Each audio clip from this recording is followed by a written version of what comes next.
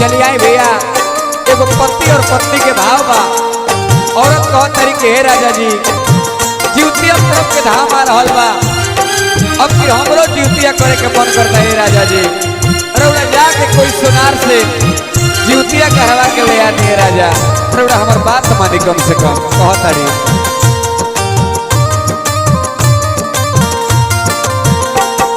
जीवतिया गढ़ाई दा बबुआ के पापा, जीवतिया गढ़ाई दा बबुआ के पापा, बबुआ के पापा हो झुनुआ के पापा, बबुआ के पापा हो झुनुआ के पापा। घरे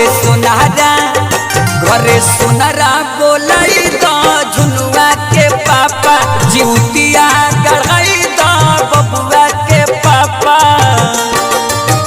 अरे बोलो नहीं है जनार्दन भैया। रउड़ा लिखनी के जोड़ा में मारा गर्दा उड़ाई ए पूरा भैया। रउड़ो एक एक बार से गर्दा उड़ाई मारा। अरे जियो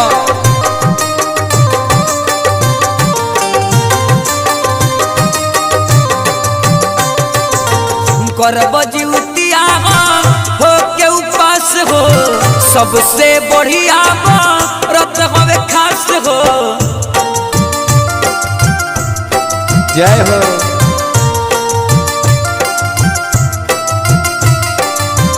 करब जीवतिया हो के उपास हो, सबसे बढ़िया व्रत हवे खास।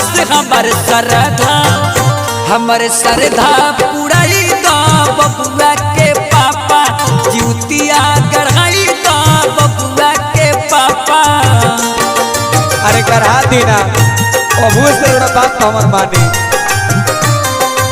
मार गोतनी देवाली सब कोई अब जीवतिया करता फिर हमरो मन में गया राजा जीवतिया करो। अरे बोलो लगी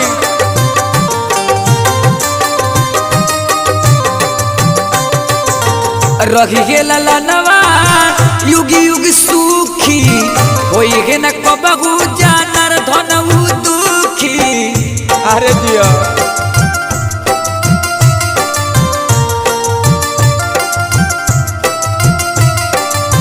रही गे ललनवा युग युग सुखी, होई गे न कबहू जानर धनऊ दुखी।